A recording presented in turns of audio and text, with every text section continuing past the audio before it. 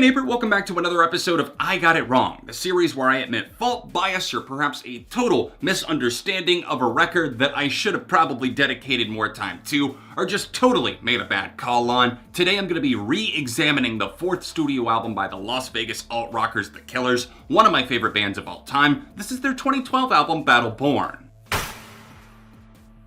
Album 4 had a lot of people on the edge of their seats wanting new Killers material because Album 4 took 4 years to get. Day and Age dropped in 2008, and it's one of my least favorite albums from The Killers. It had more of a dance rock oriented sound, and as they moved into the new album cycle, we got Runaways as the lead single, and that had me really excited. I loved the massive chorus there, and in fact, Runaways was actually the first track review that I ever did. I covered it in a roundup series that eventually inspired me to launch my second channel, Beyond ARTV.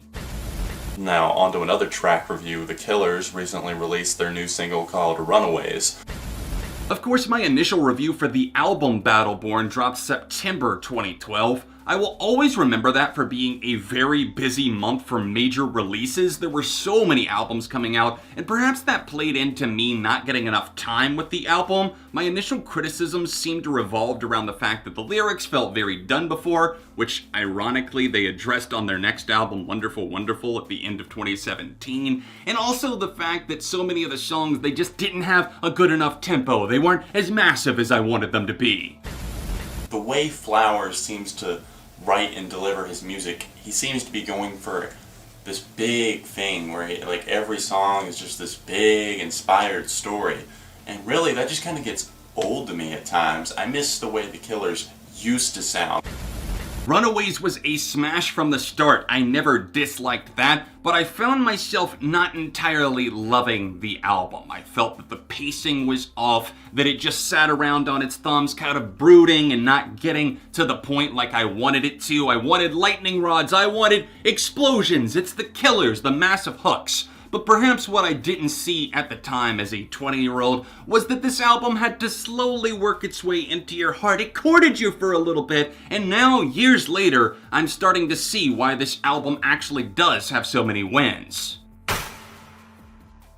Ever since the days of Sam's Town, which is still a fantastic record, the Killers have kind of been chasing this heartland rock sound, and I really feel that they actually nailed it on some of the tracks on this album. We have everything from rock and roll, Americana, some electronic experimentation. We had a lot of producers on this album, ranging from the prominent ones like Brendan O'Brien to even Steve Lillywhite. I think that it definitely tackled some diverse sounds, but at the same time, it's a relatively cohesive album. Now, with these episodes of I Got It Wrong, something that's important to keep in mind is that it's not always so much about the numerical value of the review. Like, oh, I didn't give this like a 1 back in the day and now I'm updating it to a 5. It's not that drastic of a change. The main things that I disagree with, especially for Battle Born in my initial review in 2012, is that I just missed the point of the album entirely. It's a shame that the Killers, in particular Brandon Flowers, really seem to have a disdain for this album as a whole.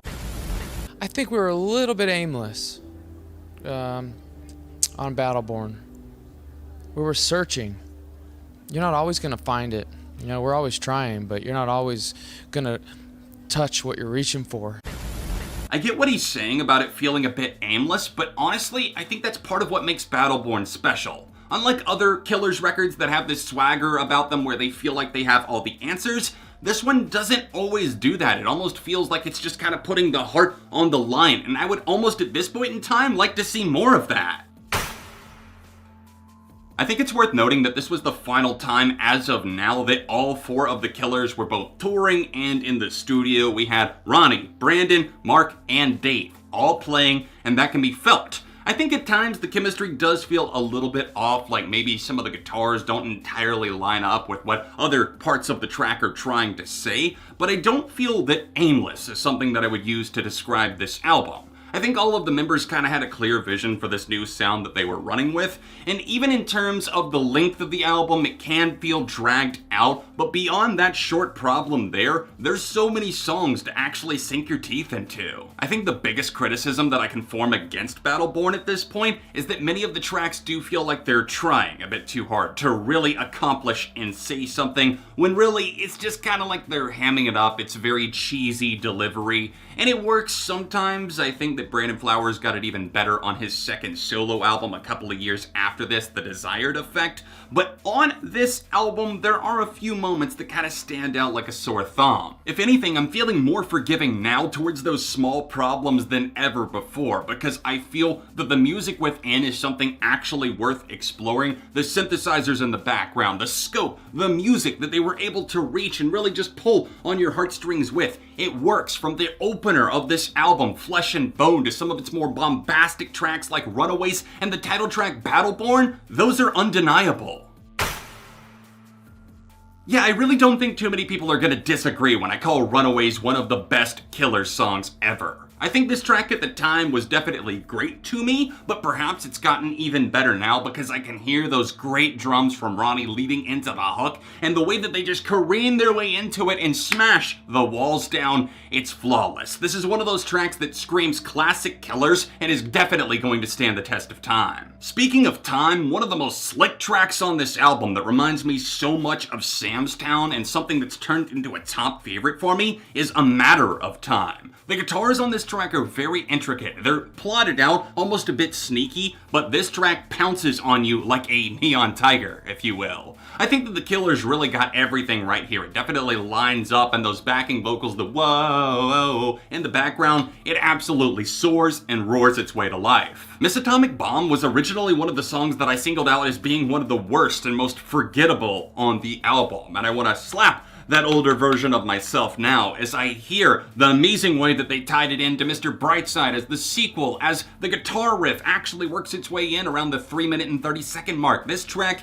is so good. It keeps you in suspense a lot of the time, and obviously we hear about the eager eyes just like we did in Mr. Brightside, but it doesn't feel like a cheap rehash just done for the sake of capitalizing on a successful song. The Rising Tide has always been a top favorite of mine. I love the spirited guitars there, the way that it actually builds up. There's a classic energy about it that just really makes it infectious. I've always felt the same way about The Way It Was as well. That is an incredible love song. It just has all of these feelings tied up, and then they just kind of unwind like a rope coming loose. It's so flawlessly executed that I just have to applaud them still to this day. It just makes me feel sad, romantic, and almost like heartbroken all at the same time. In the middle of the record, we get a track called Deadlines and Commitments that I'm still not totally sold on. I do like the drum pattern here. It's kind of light and shuffling. The guitars are okay, and Brandon Flowers has a certain likability to his vocal persona here, but it's almost off-putting at the same time. It's hard to describe entirely. Heart of a Girl is another one that I'm hot and cold towards. It feels like I should be looking out the window in the middle of winter, just wanting somebody desperately, but I can't have them. I'm spending all night trying to win over the heart of a girl. It's a solid song, and I do think that it has a lot of earnestness about it. But am I totally in love with it? Still, no. From Here On Out has certainly grown on me over the years, as has Be Still.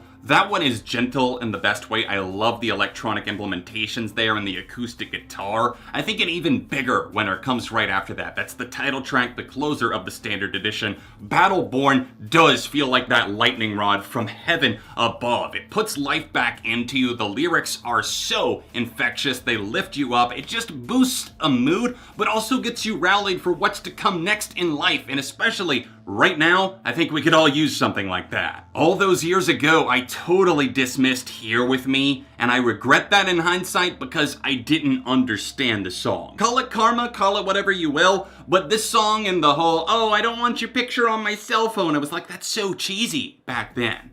And then life got to me because I entered into a years-long, long-distance relationship where I was like, oh, It all makes sense now. They're touring all the time. They cannot be with their significant other, and that's what this song is about. It's very sentimental, and it actually really does get at you in a good way. Even though I did briefly bring it up, I think it's worth giving some more attention to the opening track, Flesh and Bone. It's incredible. It works in this new style that they were chasing down, and it's like this had to have been the catalyst that set everything in motion for the rest of the album to fall in like puzzle pieces. It is absolutely perfection. I love the guitars here. It feels sentimental, fresh, new, but also nostalgic. They somehow nail it all down, and as Flowers roars to life with the, well, what are you made of? It just makes everything come together like exactly what you wanted from the Killers. Almost 8 years after my initial review, I can confidently say that indeed I did get it wrong. Instead of a 3 out of 5, I now give Battleborn a 4 out of 5. And I would love to know, after all this passage of time, what do you guys think about this? Because while the Killers don't love it, it seems to be a fan favorite. So any and all thoughts are welcomed in the comments section down below. Thank you so much for watching this video. If you enjoyed what you saw, then do me a favor, hit that like button, share it out with a Killers fan. I would love to know what everyone's thinking. If you want to see my top 10 favorite Killers songs, then tap here or tap here for another recent episode of I Got It Wrong. All of my socials, including my Patreon, if you'd like to help support the content, can be found down below, and I will see you soon for more on ARTV.